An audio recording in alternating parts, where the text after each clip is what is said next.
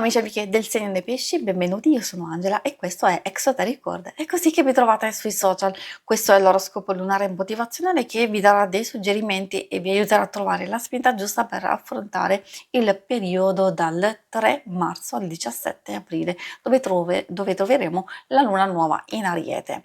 Ricordo che è una lettura generica, prendete solo ciò che vi risuona di più, se volete potete integrarla col vostro segno lunare. In descrizione trovate le recensioni dei mazzi usati e i link per acquistarli. Vi invito a iscrivervi e abbonarvi al mio canale per sostenere il mio lavoro. Vi ringrazio moltissimo se lo farete o lo avete già fatto. E adesso partiamo con la lettura, andiamo ad accendere la nostra luna. Prima di ascoltare gli oracoli per voi, andiamo a vedere dal punto di vista astrologico cosa aspettarci da questa luna nuova in Ariete. Di sicuro si prospetta un periodo di fiducia, di ottimismo, di ispirazione e coraggio per cogliere delle opportunità di mettersi alla prova, di fissare degli obiettivi ben precisi, di concentrarsi maggiormente sulle priorità, di iniziare anche qualcosa di nuovo e prepararsi ai cambiamenti per la realizzazione futura di qualcosa. Di contro dobbiamo fare attenzione all'impazienza, all'ansia, alla scarsa concentrazione, all'instabilità emotiva o lo stress per cambi improvvisi tra momenti di forte attività e altri di apatia totale.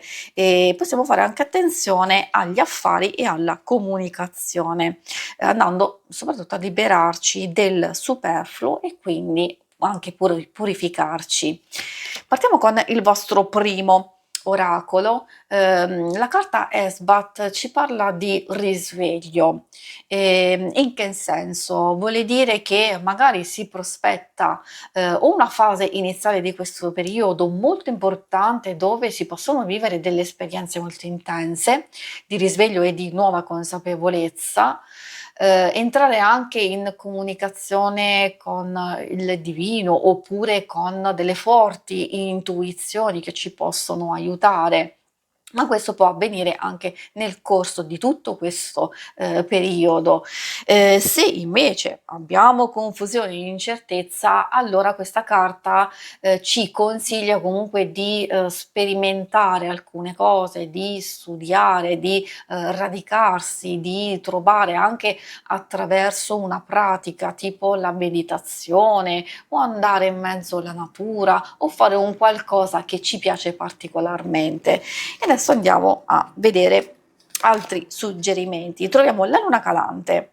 Ovviamente per fatto avere questo periodo, quindi voi potreste sfruttare al massimo alcune cose e quello che ci dice appunto questa carta è un periodo di transizione e di passaggio. È vero che potremmo in alcune situazioni sentirci un po' sospesi, però è naturale a volte perché vuol dire che stiamo attraversando un percorso di passaggio, di evoluzione, di anche profonda trasformazione e quindi abbiamo bisogno di riflettere su noi stessi, su alcune cose che sono accadute o su alcune cose che vogliamo realizzare. Quindi siamo alla soglia di un passaggio importante della nostra vita, dove sarà anche importante lasciarsi alle spalle il passato, di magari prendere un po' di tempo per noi stessi per rimarginare le nostre ferite, oppure anche incominciare a proteggersi e pianificarsi per nuove prospettive, nuovi progetti. E adesso vediamo l'altro messaggio che arriva dalla carta Polvere di Luna. Molto bella questa carta, soprattutto molto positiva perché indica l'arrivo di sorprese o che stanno per accadere cose belle. Può essere un cambiamento inatteso che porta gioia, si può riaccendere il desiderio, la passione, anche esserci una felice coincidenza, un evento che ci tira su il morale e non solo, possiamo anche cogliere qualcosa di fortunato, una bella opportunità. E adesso procediamo con l'altro oracolo, quello dello sciamano. Vediamo quali altre indicazioni troviamo per voi. Già si prospetta un periodo molto molto interessante. Allora, troviamo la croce andina.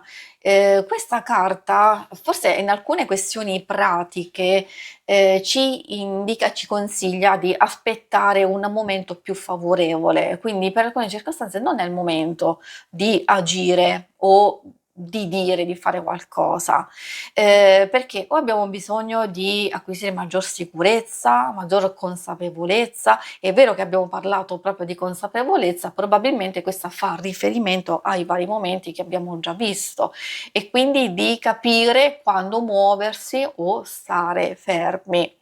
E poi un altro consiglio importante è quello di magari iniziare un viaggio interiore. L'abbiamo visto prima, alcune circostanze fanno riferimento, soprattutto la vostra carta principale, proprio alla connessione, allo studio, al radicamento, al entrare in comunicazione con voi stessi, quindi è vero con la vostra spiritualità, però anche con il divino. Come farlo? Proprio con un percorso personale e interiore.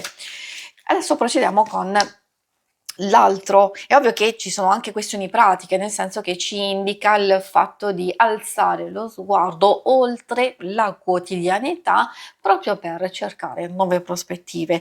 La donna selvaggia ci consiglia di ascoltare il nostro intuito, o istinto profondo, magari di riconoscere e accettare una parte di noi che vuole emergere, oppure ci vuole indicare qualcosa di importante. Ecco perché seguire la bussola interiore proprio in questo periodo può essere molto molto utile per trovare la strada giusta, per togliere le sovrastrutture, per eliminare il passato, per ripulirvi da qualcosa o da qualcuno, e di tornare all'essenza di voi stessi e anche delle situazioni che state vivendo. Adesso vediamo l'altro messaggio che arriva dalla carta il fuoco.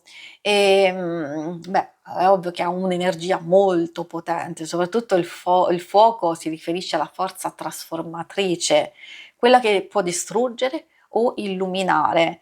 Ci parla di passione, di volontà, di intenzione, che ci spinge e soprattutto ci può aiutare a canalizzare il nostro potere creativo o quello che desideriamo realizzare. Indica anche il momento adatto per fare un cambiamento attraverso la prova, la sperimentazione, la consapevolezza, di portare attenzione a ciò che ci nutre, a lasciare andare il vecchio per far spazio al nuovo. Come vedete si ripete nel corso della lettura questo indizio fondamentale, questo suggerimento proprio di ripulirci, di lasciare il vecchio e di accogliere il nuovo. Abbiamo un forte potere e quindi si tratta proprio di quella energia interiore, forse anche per questo escono carte di connessione col vostro potere interiore e con il divino,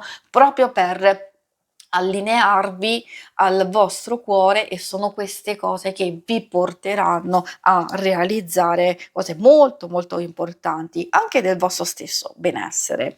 E diciamo che è un bel percorso per voi, diciamo una lettura molto interessante con dei suggerimenti abbastanza intensi. Io vi ringrazio per essere stati con me, si conclude qui la lettura.